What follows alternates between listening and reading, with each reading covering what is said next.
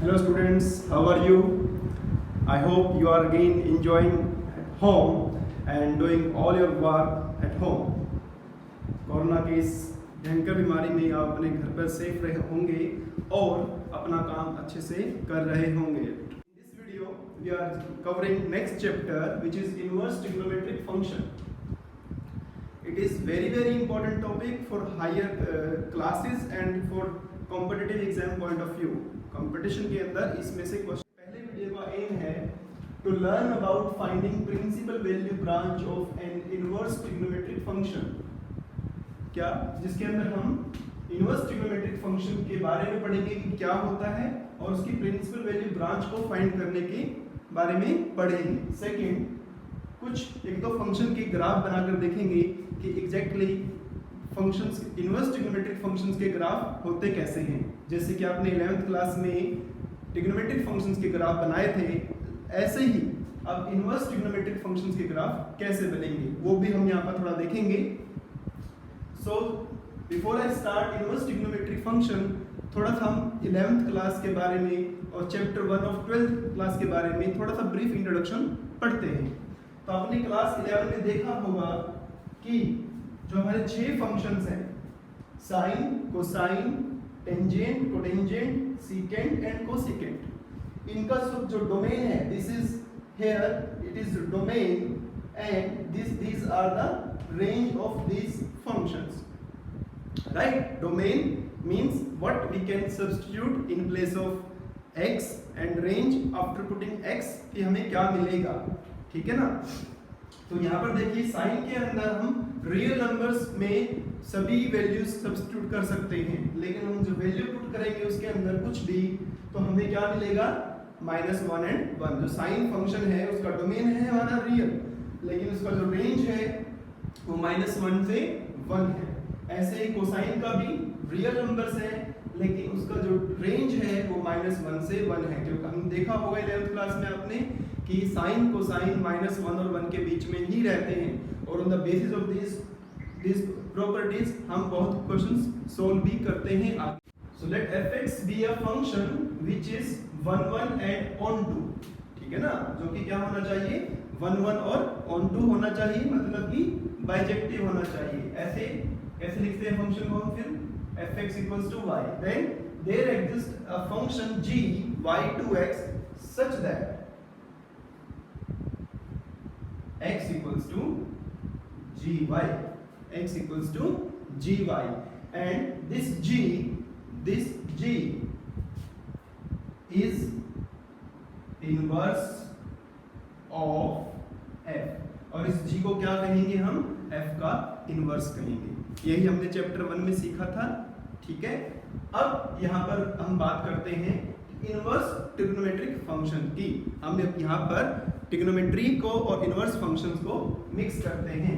तो यहाँ पर जो g है, this is written as f inverse. We will start it from sine function, क्योंकि हम आप साइन इनवर्स निकालते हैं, फिर कोस इनवर्स, टेन इनवर्स, ऐसे ही आप सभी के इनवर्स निकाल सकते हैं. तो let's start from with sine function.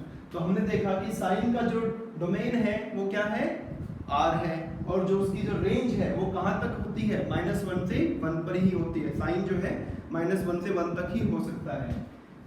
तो हमने लिखा fx equals to sin x. Now consider this arrow diagram, right. हम रिलेशन फंक्शन ऐसे एरो डायग्राम से थोड़ा समझाते हैं. तो सोचिए बच्चों कि हम यहाँ पर 0 पुट करते हैं साइन के अंदर. ठीक है. तो साइन 0 हमें पता होता है कि साइन 0 क्या होता है, वेरी गुड, 0 होता है. तो ऐसे कुछ पॉजिटिव वैल्यू रखते हैं, π/6, तो ये कितना होता है, 1/2. फिर रखते हैं π/4, ये कितना होता है, वेरी गुड, 1/√2. ऐसे ऐसे करके आपने π/2 तक पुट किया, तो ये कितना हुआ, 1. Very good. सिमिलरली आप ऊपर गए, ऐसे आपने -π/2 तक पुट किया, तो ये कितना हुआ, -1. तो आप इन दोनों में इनमें क्या देख रहे हैं, यहाँ पर आप देख पा रहे हैं कि 0 पे 0, π/6 पे 1/2, π/4 पे 1/√2, मतलब हर एक वैल्यू की अपनी अलग सिंगल इमेज आ रही है यहाँ. मतलब इसे हम क्या कहेंगे कि ये 1 1 फंक्शन है, और इधर भी जितनी वैल्यूज हमारे पास है उन सब की री इमेज भी यहाँ पर मिल रही है. But what happens if we extend this, इसे अगर, क्योंकि तो r में लेना है आपको, इसे अगर आगे बढ़ा दिया जाए तो क्या होगा? What my point? अब क्या होगा अगर आप आगे बढ़ते बढ़ते गए और ये आपका क्या हो गया, पाई हो गया, तो साइन पाई वापस आपका क्या हो जाएगा, इधर 0। और ऐसे ही अगर आपने इधर रखा माइनस पाई तो ये भी क्या हो जाएगा, 0। तो जो आपकी जो कंडीशन है 1 1 वाली, दैट वॉयलेट हेयर, वो ब्रेक हो रही है अब यहाँ पर, वो अब सब वो नहीं लग पा रही है, जो 1 1 अब यहाँ पर ये 1 1 नहीं हुआ। सिमिलरली इसको और आगे थोड़ा बढ़ाते हैं, इसको थोड़ा 3 पाई बाय 2 तक लेते हैं, तो इस 3 पाई बाय 2 पे ये कितना हो जा रहा है, ये -1 हो जा रहा है। और ऐसे इसको आगे बढ़ाते हैं, -3 पाई बाय 2 लेते हैं, तो इस पे क्या हो जा रहा है, +1 हो जा रहा है। समझे मेरी बात को? मतलब यहाँ पर जो कहने की बात क्या है कि हम जब इसको इन्वर्टिबल फंक्शन मानना चाहेंगे, जब इन्वर्टिबल फंक्शन के बारे में बात करेंगे, we need to restrict ourself, हमें अपने आप को एक पर्टिकुलर इंटरवल में रिस्ट्रिक्ट करना पड़ेगा। This is my point, right? So इस इंटरवल की बात कर रहा हूं मैं कि अगर यहाँ पर अगर इनवर्स फंक्शन हमें चाहिए साइन का, तो हमें अपने आप को -π/2 से π/2 में रिस्ट्रिक्ट करना पड़ेगा। या और क्या कर सकते हैं आप, इसको -π/2 से -3π/2 में भी रिस्ट्रिक्ट कर सकते हैं, है ना? क्योंकि यहां से यहां तक आपने देखा कि -π/2 पे -1 है और -3π/2 पे जाकर वो +1 हो जा रहा है, तो फिर से -1 और 1 के बीच की वैल्यू आ रही है। Similarly we can see here π/2 से 3π/2 भी आप कर सकते हैं, ले सकते हैं, क्योंकि आपने देखा कि π/2 पे +1 है और आगे बढ़ते गए आप 3π/2 तक, तो पाई पे 0 हुआ, फिर 3π/2 पे -1 हुआ, तो वहां पर हो गया, एंड सो ऑन। तो ये आप सभी वैल्यूज ले सकते हैं। These all are your domain, these all are your domain of this sine and for this range, जिसमें आपका साइन फंक्शन जो है सेटिस्फाई करेगा। अब यहाँ पर हम सबसे जरूरी बात ये है कि हमें इनमें से हमें लेना कौन सा है, तो for principal branch, main branch of, because यहीं से तो हमारी मेन वैल्यू स्टार्ट होती है, the main branch is -π/2 to π/2 here। तो अभी यहाँ पर हम क्या करेंगे, इस वैल्यू को कंसीडर करेंगे और इसके लिए अपना जो वैल्यू आंसर है वो आएगा -1 से लेकर 1। तो ये हम क्या कर रहे हैं, यहाँ से लेकर ये आपका आ रहा है, ये किसके लिए है, if we take.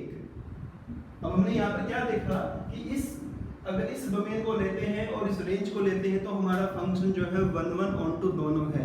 It means our invertible function exist here.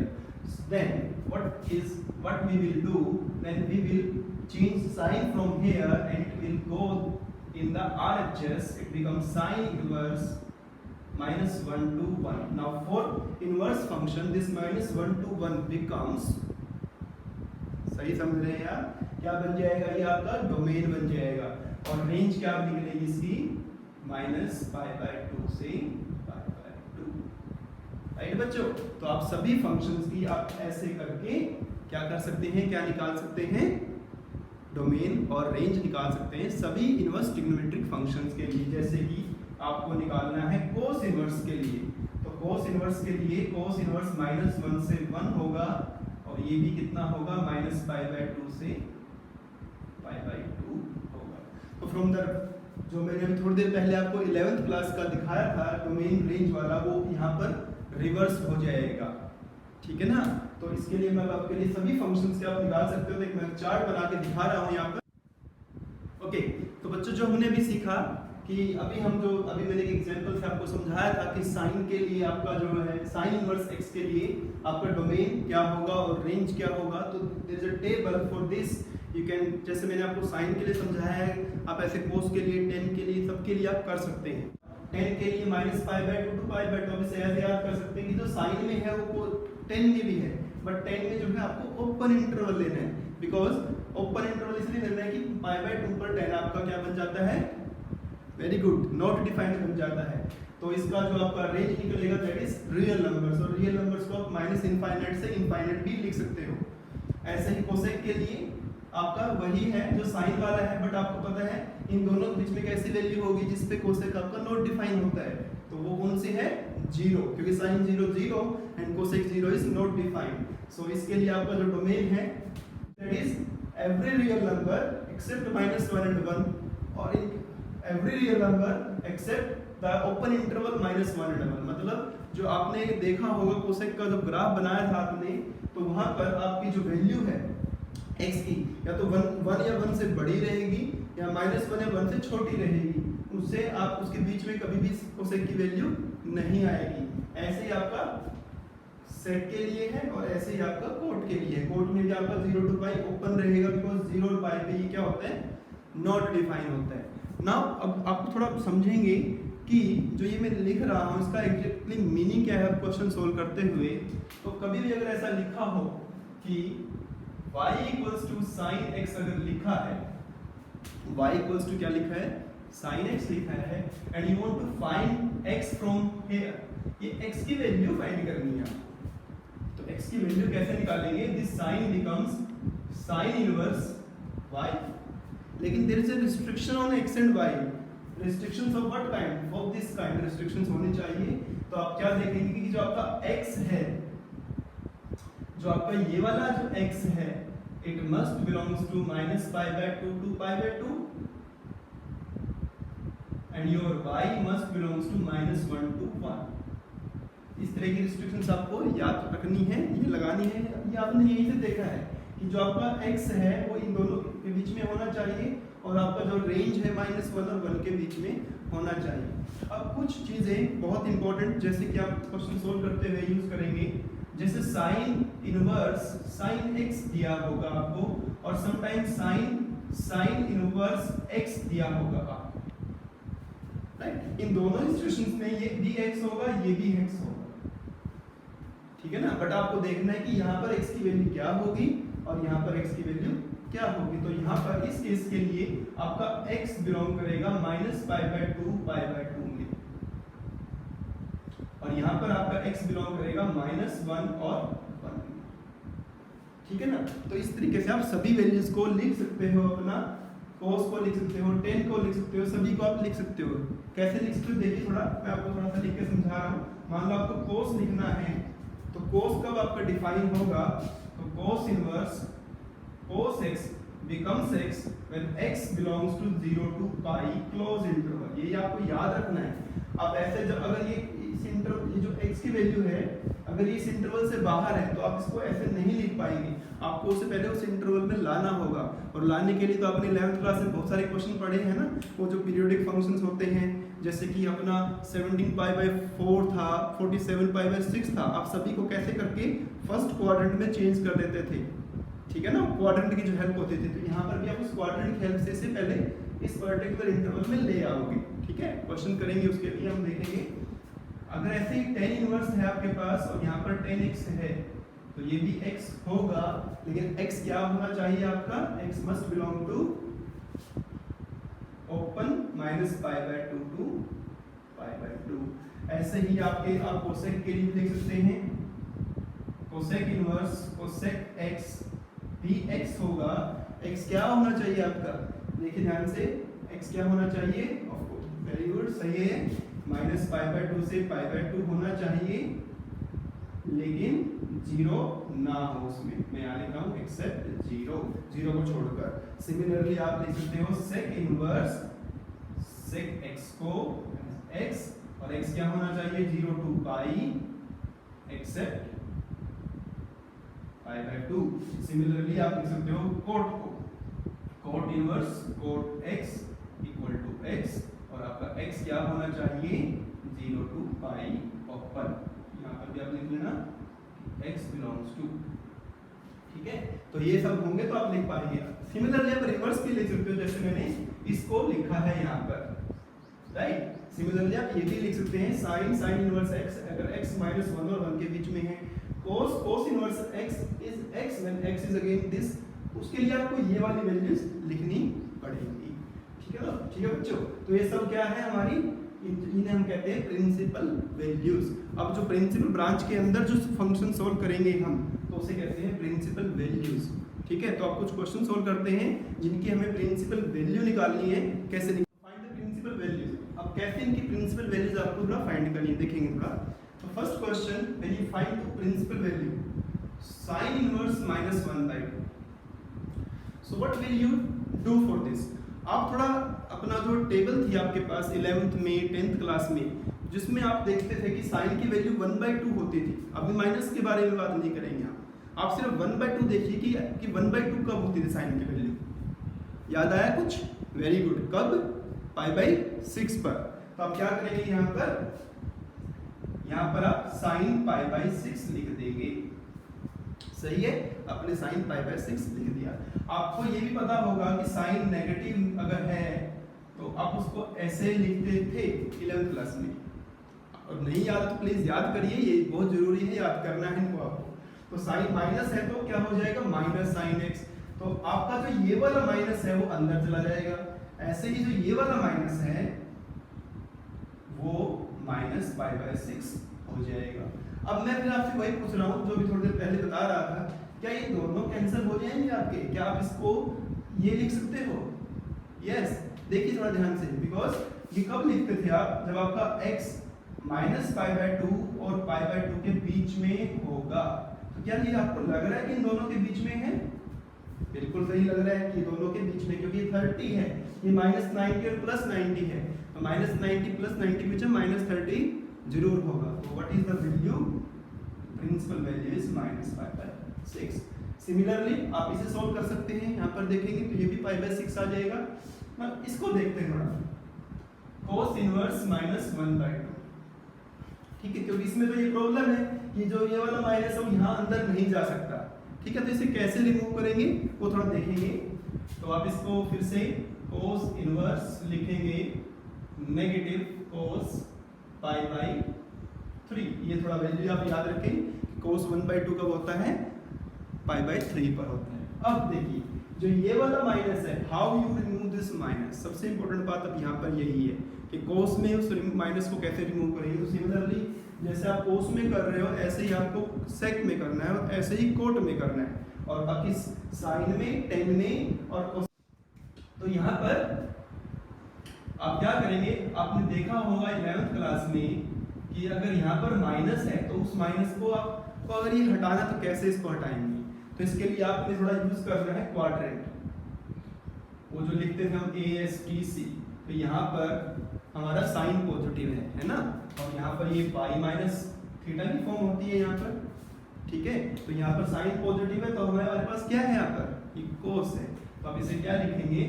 cos π-x, क्योंकि सेकंड क्वाड्रेंट cos नेगेटिव होता है, थर्ड में भी होता है cos नेगेटिव, और वो पाई प्लस हो जाएगा। और पाई प्लस करते ही वैल्यू पाई को पार कर जाएगी, जो कि हमारी प्रिंसिपल वैल्यू नहीं हो पाएगी, प्रिंसिपल ब्रांच नहीं है। क्योंकि cos के लिए प्रिंसिपल ब्रांच क्या है? अभी थोड़ी देर पहले मैंने आपको एक डायग्राम में समझाया था, 0 to π है। दैट्स व्हाई आप इसे सिर्फ 0 π माइनस करेंगे। तो आप क्या करेंगे यहाँ पर? cos इनवर्स cos, जो ये आप माइनस है, remove minus by this only, right. So ये दोनों आपके कैंसिल हो जाएंगे, आंसर विल बी 2π/3। सही है? ओके, थोड़ा थर्ड क्वेश्चन देख लेते हैं, ये वाला second question, sorry this is the first question. अब थोड़ा सेकंड क्वेश्चन देख लेते हैं, which is sin π/2 minus sin inverse -1/2। तो अभी आपको वैसे करना तो है इसको अलग से, बट हम इसको ऑलरेडी यहाँ पर इस क्वेश्चन में कर चुके हैं। तो हमने क्या देखा कि इसकी वैल्यू क्या थी? -π/6 थी। तो sin π/2 माइनस, तो इसकी वैल्यू भी क्या देखी हमने? Its value is -π/6। तो माइनस माइनस प्लस π/6, तो sin π/2 प्लस π/6। तो आप इसमें सेकंड क्वाड्रेंट वाला कॉन्सेप्ट यूज कर सकते हो। It is cos π/6 and it is nothing but cos π/6 मतलब 30 degree is √3/2. So this is the way you can solve the principal value of trigonometric functions. So actually this covers your example students. तो मैं भी आपको एक graph बना के दिखा रहा हूँ y = sin इनवर्स x का, ठीक है। मैं एक बना के दिखा रहा हूँ, बाकी आप 5 के ट्राई कर सकते हैं with the help of your 11th class graphs, right. So if we are having y equals to sin inverse x, then it implies x equals to sin y, as just I told you in the previous part, right? Now here what is x? X basically belongs to -1 to 1 here, and what is y here? Y belongs to basically -π/2 to π/2 here, ठीक है। और क्योंकि हम graph की बात कर रहे हैं तो इसके ग्राफ में तो सभी कुछ आ जाएगा ना, तो यहाँ पर आपका y और क्या हो सकता है, आपका -π/2 से 3π/2 भी जा सकता है आपका, ठीक है ना। और क्या हो सकता है आपका π/2 से 3π/2 भी हो सकता है, एंड सो ऑन, क्योंकि ग्राफ बेसिकली आप आगे तक ले सकते हैं। तो when we draw the graph, this x-axis, y-axis, so your x just lies between 1 and -1. It is 0, it is π/2, it is 3π/2, it is 5π/2, it is -π/2, -3π/2, it is -5π/2.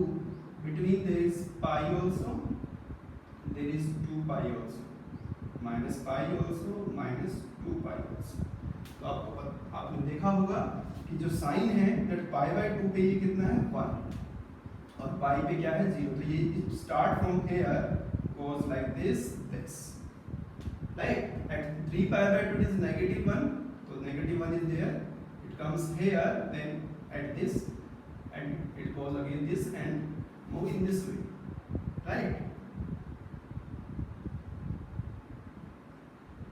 In this way you make a graph of sin inverse x. Similarly students, you can try, okay, and in next video I will just discuss about some properties of inverse trigonometric functions and how we simplify trigonometric functions. So keep watching.